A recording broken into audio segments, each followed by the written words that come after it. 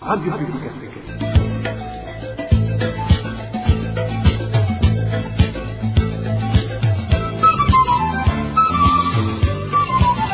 Radio Publique Africaine.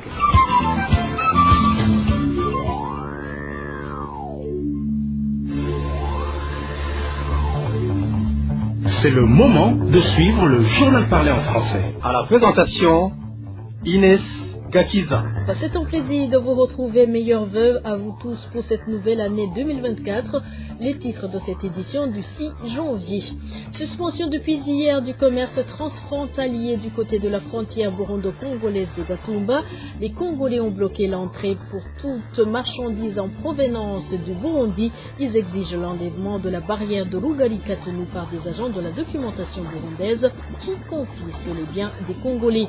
Les parents des élèves de l'écofo Gaouni de la commune Bugarama-Rumongue alertent sur l'état délabré des bâtiments de cette école. Ils craignent le pire à tout moment. Dans ce journal, nous vous parlerons aussi des dégâts des catastrophes naturelles au camp des réfugiés de Nduta en Tanzanie. Une personne est morte et des maisons détruites hier après-midi. Voilà pour le sommaire. À toutes et à tous, bonsoir et bienvenue.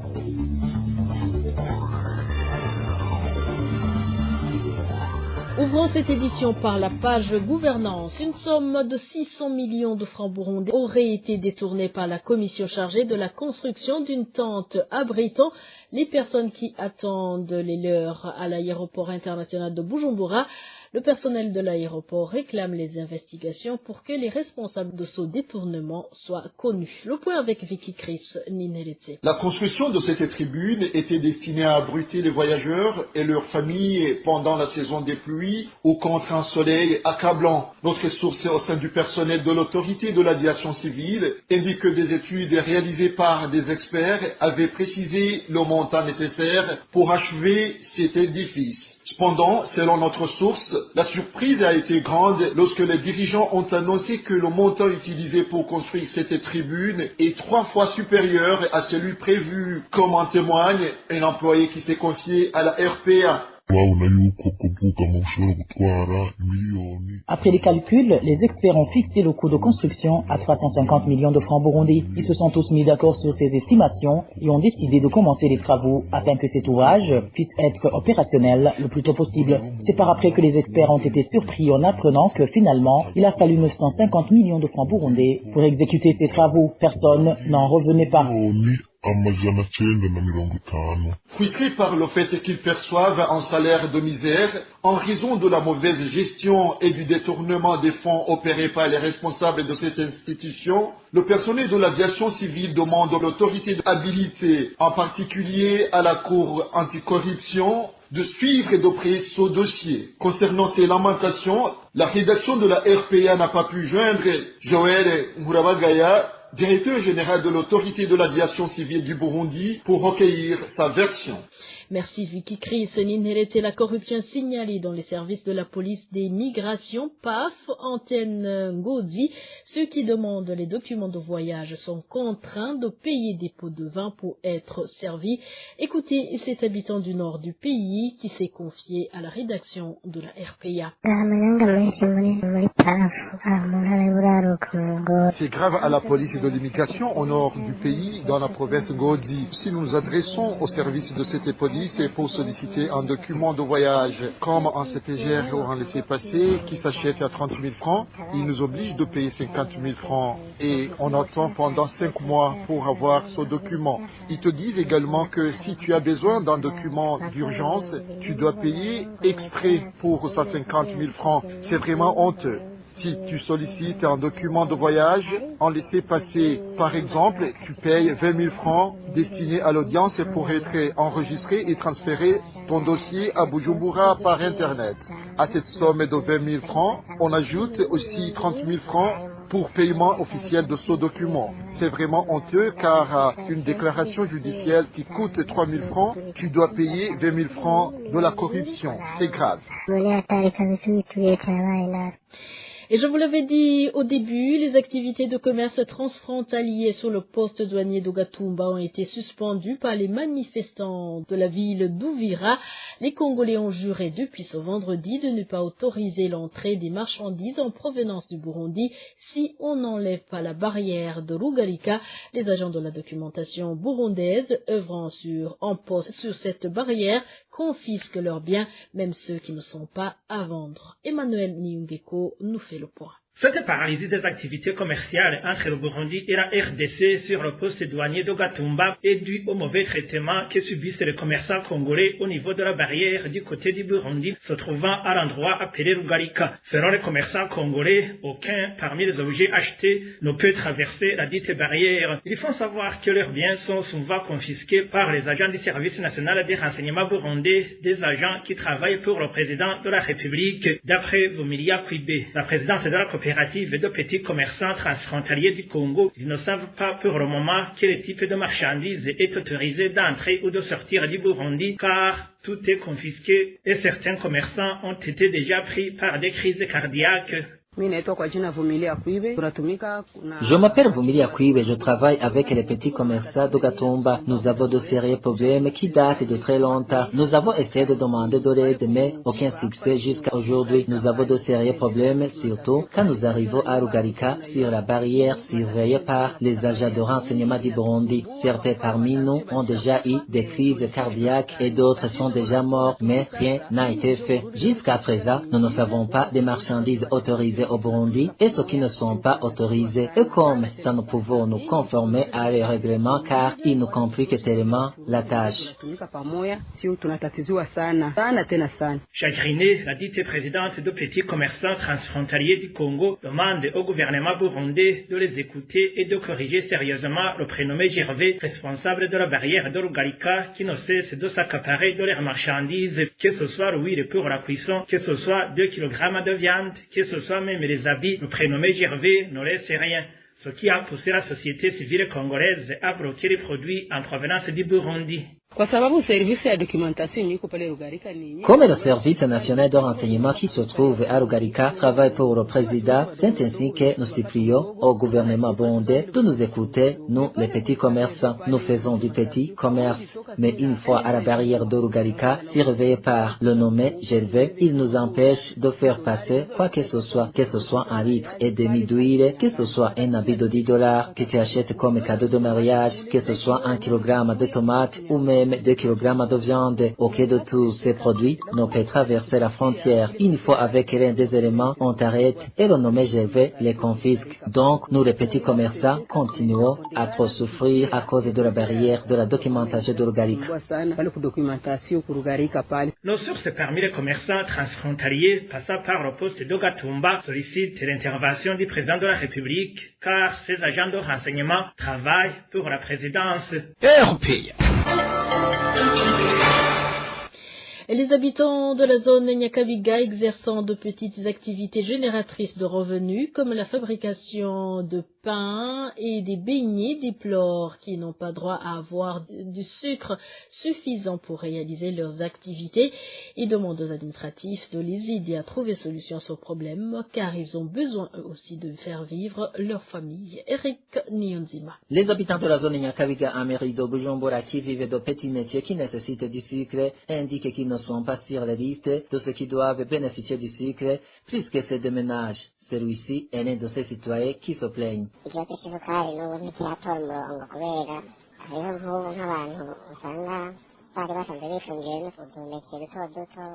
Le problème du manque de sucre demeure sans réponse. Les personnes vivant de petits métiers ne sont pas approvisionnées en fonction de leur activité, car on leur indique que le sucre est disponible et destiné à un usage domestique. Ainsi, ceux qui possèdent des boulangeries et préparent des beignets éprouvent des difficultés à se procurer du sucre, car il n'existe aucune liste qui leur est réservée.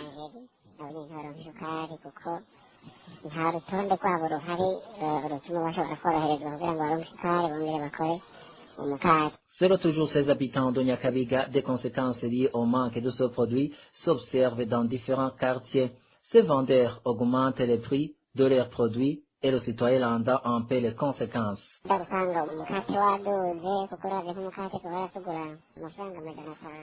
La hausse du prix de la farine aggrave la situation. En conjonction avec la pénurie du sucre, le coût du pain s'accroît également. Par exemple, un pain qui coûtait 500 francs est maintenant vendu à 1000 francs. Les quantités dans les alimentations sont limitées à 2 kilos, mais avec seulement 2 kilos de sucre, il est difficile de réaliser quoi que ce soit. Nous plaidons également pour l'inclusion des boutiquiers sur la liste des vendeurs de sucre, afin que ceux qui ne peuvent pas se permettre d'acheter 2 kilos aient la possibilité d'acheter la cuillère, permettant ainsi à leurs enfants de boire du thé. Ces habitants de la zone Nyakabiga, qui se débrouillent avec de petites activités, demandent aux administratifs de revoir la liste des vendeurs de sucre pour qu'ils puissent eux aussi faire vivre leur famille. Parlons éducation à présent. Les parents des élèves de l'école fondamentale de Gahuni, située sur la colline Nyabungere de la zone commune Bugarama en province Rumongue, s'inquiètent de la vetusté des bâtiments de cette école et des hommes des enseignants. Ces parents craignent que le pire n'arrive un jour. Ils demandent aux responsables du secteur de l'éducation et à l'administration de songer cette école. Elvis Niomungere. L'école fondamentale de Gahuni dure à peu près 28 ans. Ces bâtiments restent à désirer parce qu'ils ne sont pas construits d'une façon moderne et cela fait que les élèves étudient dans des conditions difficiles. Notre source parmi les parents des élèves fait savoir qu'ils sont inquiets que d'un moment à l'autre, cette école pourra s'effondrer. L'école risque de s'effondrer et pourra emporter des vies humaines. On dirait une étable des vaches ou des moutons, un poulailler. C'est vraiment pitoyable. Les élèves, certains s'assoient par terre, les autres sur les morceaux de bois ou sur les cailloux.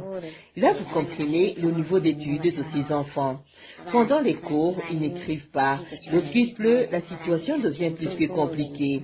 Les salles de classe n'ont pas de portes et fenêtres et les sols ont des trous. L'eau des pluies entre. Il n'y a même pas de tableau.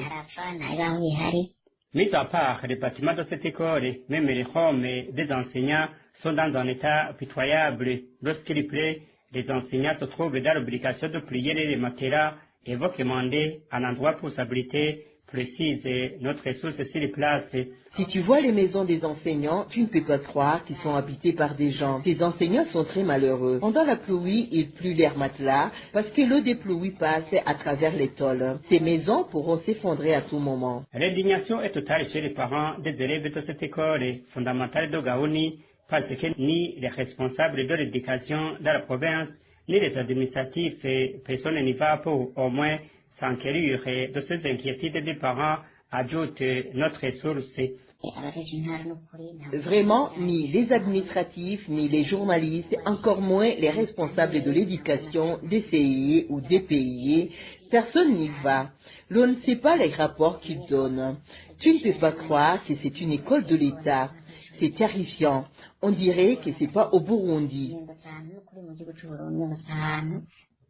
La rédaction de la RPA n'a pas encore pu joindre Jean-Marie Ndouimana, l'administrateur de la commune Bugarama, pour qu'il puisse s'exprimer à ce sujet. Merci Elvis Niomungere. Certains parents de Gitega, dont les enfants étudient dans des écoles fondamentales, se plaignent qu'ils ne reçoivent pas de rapport de collecte des frais destinés au paiement des enseignants bénévoles et ceux alloués aux activités sportives. Ils précisent que cette pratique entre dans la gestion opaque des fonds publics. Dani Claire, Ilatkoumva. Chaque trimestre, tout élève de l'école fondamentale et post-fondamentale est obligé de payer 1000 francs pour payer les enseignants bénévoles et 1000 francs de frais de sport. Mais les parents se plaignent parce que personne ne leur présente les rapports de collecte et d'utilisation de ces frais afin de voir s'ils ont été suffisants ou insuffisants. De leur côté, certains directeurs de ces écoles font savoir que quand ils tiennent des réunions en assemblée générale des parents, la question qui leur est souvent posée par des parents concerne la collecte collecte et l'utilisation de ces fruits. Cependant, ces directeurs avouent qu'ils ne donnent aucune réponse car ils n'en ont pas. Ils leur disent seulement qu'ils collectent ces fruits et les versent au compte leur indiqué par les directeurs communaux de l'éducation. Autre chose qu'ils évoquent est que lors des réunions organisées par les directeurs communaux de l'éducation et le directeur provincial de l'éducation, ils ont peur d'opposer cette question. Cela étant, certains parents considèrent cette manière de ne pas publier les rapports de collecte et d'utilisation de ces fruits et contre l'esprit de travailler dans la transparence. Ils demandent ainsi aux responsables communaux et provinciaux de l'éducation de présenter plutôt de tels rapports aux directeurs d'école, afin que ces derniers les présentent aux parents dans l'optique de mettre fin à toute forme de suspicion. Et hors de nos frontières, pour parler des dégâts des catastrophes naturelles, une personne est morte et plusieurs maisons détruites suite aux fortes pluies qui se sont abattues sur le camp des réfugiés burundais de Nduta en Tanzanie l'après-midi de ce vendredi. Plusieurs familles sont dans la désolation. Il ne leur reste ni abri, ni couverture, encore moins de la nourriture. Émile Nivasumba. C'est vers 17h dans l'après-midi de ce vendredi que de fortes pluies se sont abattues sur le camp des réfugiés de Nduta en Tanzanie. Ces pluies ont causé plusieurs dégâts, des dégâts humains y compris. Un enfant de la zone 6 est mort noyé dans un caniveau à l'intérieur du camp. C'était un petit enfant. Il avait été emporté par les tonnes de caniveaux ici, même à l'intérieur du camp. Il a été transporté à l'hôpital, mais on a plat qu'il devait tomber. Ces pluies ont également endommagé une centaine de maisons. Les zones 9, 12, 13 et 14 sont les plus touchées. Les toits de plusieurs maisons ont été endommagés, d'autres maisons sont effondrées, certaines complètement au point qu'il ne reste que le terrain nu à la place où était érigée une maison. Les maisons qui ont été endommagées ou qui se sont complètement effondrées sont plus de 100. Des arbres sont tombés partout dans le camp. Mais les zones qui ont été beaucoup plus affectées sont la zone 8, la zone 9, dans les villages 22 et 23, la zone 13 et la zone 14. Pour le moment, c'est la désolation pour ces familles. Il ne leur reste plus rien. La majorité des familles victimes de ces pluies n'ont rien sauvé de leurs maisons, les vivres, le matériel de couchage, ainsi que tous les biens qu'elles avaient dans leurs maisons, tout a été endommagé. Dans ce camp d'Nduta, l'on craint des maladies des mains sales. Plusieurs latrines ont débordé à cause de l'eau. C'est dans le même camp d'Nduta qu'il y a une semaine, 3 personnes sont mortes, emportées par les eaux de la rivière Ndorobo, qui avait débordé suite aux fortes pluies. Et c'est le moment de suivre le mini-magazine au cœur de la société. Le mini-magazine de ce 6 janvier revient sur les propos du secrétaire général du parti au pouvoir, le CNDD-FDD, Révérien Dikoulio, qui affirme publiquement que le retour au monopartisme ne serait pas un problème. Au cœur de la société vous est présenté par Zawadi Grasse. Au cœur de la société. Au cœur de la société est une émission de tous les samedis, préparée en synergie par les radios Inzamba, Agatekakawe, Radio RPA, Ijuya Nyagihugu, ainsi que la radio-télévision Renaissance. Le multipartisme est reconnu au Burundi. C'est l'article 75 de la Constitution du 17 juin 2018. Cependant, le parti au pouvoir Conseil national pour la défense de la démocratie CNDD-FDD estime que le multipartisme est un frein au développement. Le patron de ce parti ne cache plus sa volonté de voir son parti régner seul au Burundi. Il l'a avoué dans une conférence de presse qu'il a animée au début de cette semaine. La démocratie est-elle possible dans un régime monopartite? Voilà sur quoi va porter le magazine au cœur de la société de ce 6 janvier 2024. Zawadi Grasse est à la présentation. Bienvenue.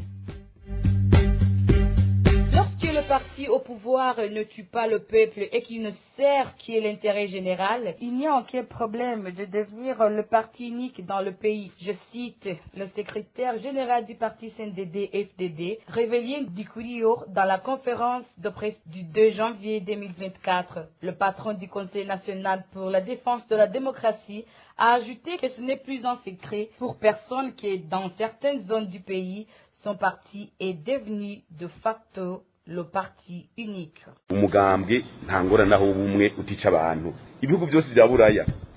parti, même s'il est unique, il n'y a pas de problème lorsqu'il ne tue pas les citoyens. Tous les pays européens qui se sont développés avaient des partis forts. Avec ce système de multipartisme, avec des partis qui se battent et obtiennent 30 ou 40%, ils veulent que vous passiez environ 6 mois pour nommer un ministre. En Belgique, par exemple, ils ont passé 2 ans sans premier ministre. Pourquoi ? Parce qu'aucun parti ne sort vainqueur des élections. Il doit s'associer aux autres. Et lorsqu'il traîne les pieds, il y a un retard dans la mise en place du gouvernement. C'est du désordre. Il n'y a pas de problème lorsque le parti travaille pour le bien-être de la population avec sincérité parce qu'il y a des gens rusés. À vrai dire, actuellement, il y a des collines et des zones où il n'y a qu'un seul parti.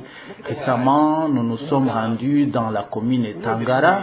On nous a dit, sur cette colline, il n'y a qu'une personne qui n'est pas membre du parti.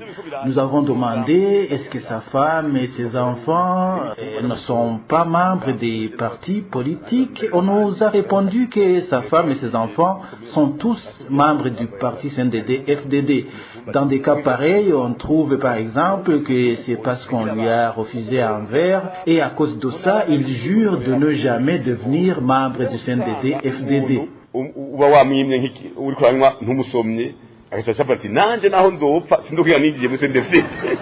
Ces propos de Révérien Dikoulio ont été recueillis par nos confrères de la radio RPA. Le monopartisme est toujours mauvais pour un pays, même si le parti unique ne commet pas de crime. Selon Frédéric Bamvuguignouvira, président de la coalition de l'opposition CEFOR Arusha, il estime que c'est une honte que le pays soit dirigé par un parti qui a une telle vision. Un monopartisme qui ne tue pas, c'est un danger pour le pays. Il se cache derrière cette idée de dire on ne peut pas développer le pays avec le multipartisme parce qu'il y a un échange d'idées. Donc, tout simplement, maintenant qu'ils vivent un monopartisme de fait depuis presque 20 ans, est-ce qu'ils ont développé le pays parce qu'ils sont dans un monopartisme? Loin de là. Et il affirme que sur le terrain, d'ailleurs, que sur des collines, dans des zones, dans des communes, même dans tout le pays, ce n'est que le CNDD-FDD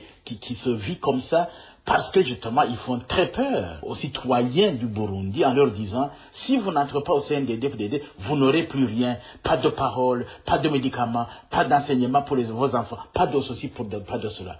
Est-ce que c'est ça le monopartisme, forcer tout le monde à entrer dans un parti politique, tout simplement pour éviter un débat contradictoire, parce qu'ils ne sont pas capables d'animer un débat contradictoire. Qu'ils osent ainsi prêcher à tous les Burundais qu'ils font de bonnes choses. Je crois qu'ils n'ont pas honte. Ils devraient avoir honte de dire publiquement comme cela. Au micro de notre confrère de la radio Nzamba, Frédéric Bamvuguignouvira, indique que le parti CNDD-FDD, depuis son accession au pouvoir, a été caractérisé par des assassinats pour des mobiles politiques. Il craint que le pays risque de tomber en faillite. Par ailleurs, à propos de tuer, tu ne sais pas ce qu'a fait ce parti depuis 2006, quand il a tué plus de 40 personnes à Muyinga et qui les a jetés dans la rivière Uruvuvu. Qui ne le sait pas? Qui ne sait pas comment ils ont tué plus d'une vingtaine de personnes à Gatumba? Qui ne sait pas combien de personnes à gauche à droite ont été tuées par ce parti? Certains ont été trouvés cadavres et continuent à être trouvés cadavres, jetés dans des buissons, dans des rivières. Qui ne se rappelle pas de ce qui s'est passé avec les 3 sœurs xavérienne de Kamenge. Et tout cela sur l'actif de qui? Du parti CNDD-FDD. Il faut qu'ils arrêtent cette histoire du monopartisme qui veut imposer le dictat à tout le monde. Nous disons non. Nous ne pouvons pas accepter que le Burundi puisse continuer à être dirigé sur cette voie. Et malheureusement, vous voyez les conséquences, c'est la banqueroute, la faillite d'un État. Le CNDD-FDD doit accepter que l'orientation soit complètement changée. Si cela ne changeait pas, eh bien, le pays va tomber en faillite et ça va être la débandade de ce parti CNDD-FDD. Qu'est-ce qu'il aura gagné au bout du compte? Vouloir tout avoir, c'est vouloir tout perdre. Le parti d'opposition au Burundi, le Conseil national pour la liberté, CNL, arrivé deuxièmement au dernier scrutin de 2020, a vu ses activités suspendues par les autorités. Le ministère de l'Intérieur, dans une lettre rendue publique le 6 juin 2023, a évoqué des irrégularités lors de ces deux derniers congrès. Le CNL d'Agathon Rwasa dénonce, lui, une volonté de l'affaiblir avant les législatives de 2025. C'est par ici, chers fidèles auditrices, auditeurs du magazine Au cœur de la société, que prend fin l'émission d'aujourd'hui. À la présentation, c'était Zawadi Grace. Au revoir.